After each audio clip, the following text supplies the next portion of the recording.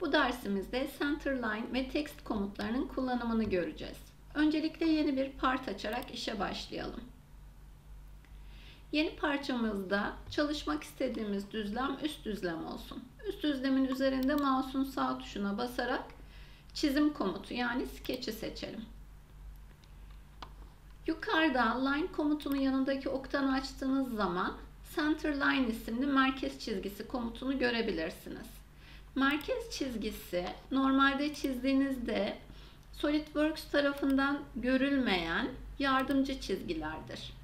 Herhangi bir çizgiyi merkez çizgisi yapabileceğiniz gibi yukarıdaki direct line komutunun yanındaki centerline merkez çizgisi komutunu kullanarak da direkt merkez çizgileri oluşturabilirsiniz. Çizgiyi çizdikten sonra değiştirmek için seçtikten sonra ekranın sol tarafında gördüğünüz kısımdan yardımcı olarak kısmını işaretsiz yaptığınızda normal düz çizgiye dönüştüğünü veya düz bir çizgiyi seçtikten sonra sol taraftan yardımcı olarak ayarlayı işaretlediğiniz zaman da tekrar merkez çizgiye dönüştüğünü görebilirsiniz. Merkez çizgilerin bir diğer özelliği yazı yazdığınız zaman yerini belirlemenizi sağlar. Ekrandakileri bir pencere içerisine alarak seçelim ve silelim. Daha sonra yay komutuyla 3 nokta yayı oluşturalım.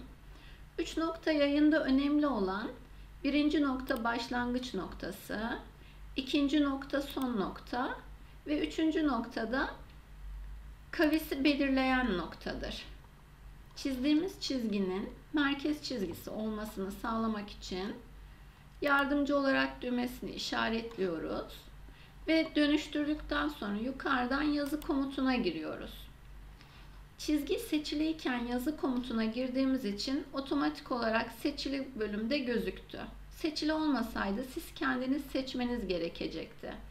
Text kısmına istediğiniz herhangi bir yazıyı yazabilirsiniz. Yazdığınız bu yazıyı aşağıdaki düğmelerle ortalayabilir, aralıklarını açabilir, terse ya da diğer taraflara değiştirebilirsiniz. Deneyerek diğer bütün ayarları kendiniz gözlemleyebilirsiniz. Yazı boyutunu değiştirmek için yazı tiplerinin olduğu bölümü ayarlamamız gerekiyor. Yazı tipi düğmesine basarak puntodan veya birim ayarlarından değişiklik yapabilirsiniz. Puntomuzu 36'ya ayarlayalım ve hemen yukarıdaki bölümden de dilerseniz genişlik verebilirsiniz. Türkçe karakterlerde bazen 3 boyutlu yaparken sorunlar oluşabiliyor. Ç, Ş gibi harflerde, yumuşak G gibi harflerde bazen SolidWorks'te sıkıntılar yaratabiliyor. Yaptığımız bu yazıya yükseklik vermek için unsurlar bölümüne gidelim. Extrude komutunu çalıştıralım. Dikkat ettiyseniz şeklimiz 3 boyutlu oldu ve kesikli merkez çizgimiz SolidWorks tarafından algılanmadı. Merkez çizgileri tamamen yardımcı çizgiler oldukları için SolidWorks onları işlemlerde göz önüne almaz. Vereceğiniz derinliği sol taraftan ayarlayabilirsiniz istediğiniz şekilde.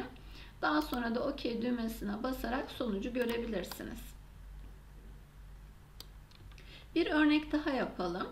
Bunun için yaptığımız işlemleri tasarım ağacından silelim. Tekrar üst düzlemde çizim açalım. Merkezden bir dikdörtgen çizelim. Merkezi orijin noktası olsun. Ölçülerinizi istediğiniz şekilde verebilirsiniz. Birinci ölçümüz 100. İkinci ölçümüz 70 olsun. Yükseklik vermek için unsurlar bölümünden ekstrüzyon komutunu kullanalım. Derinliğinizi istediğiniz şekilde ayarladıktan sonra OK düğmesine basın. Dikkat ettiyseniz şeklimiz ortadaki merkez çizgilerini hiç algılamadan yükseldi. Yazı yazmak için üst yüzeyi kullanmak istiyoruz. Bütün düz olan yüzeylerde çizim açabiliriz.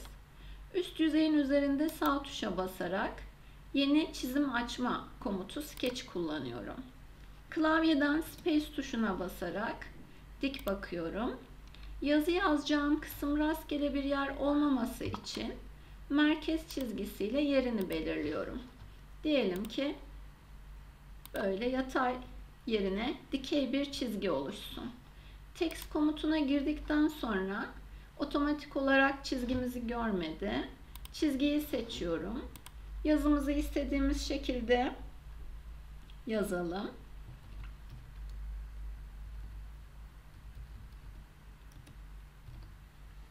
Daha sonra yazıyla ilgili değişiklikler isterseniz yazı tipi bölümünü değiştirebilirsiniz. Buradaki kutucuğu işaretsiz yaparak yazı tipi ayarlarına ulaşabilirsiniz.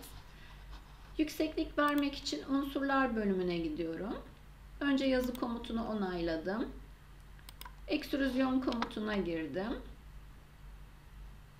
Yüksekliğimi bir miktar düşürebilirim. Mouse tekerleğine basılı tutup sürükleyerek çevirme işlemini yapabiliyorum biliyorsunuz. Yüksekliğimize 5 diyelim. İstediğimiz şekilde yükseltmiş olduk.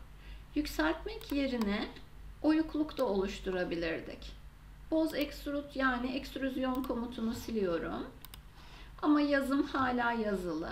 Yazıyı tıklatarak aktif hale getiriyorum. Yükseklik vermek yerine kesmek istiyorum. O yüzden keserek ekstrüzyon komutuna giriyorum. Kesmek istediğim miktar 5'te kalsın. Okeyliyorum. Ve sonucu bu şekilde görebilirsiniz.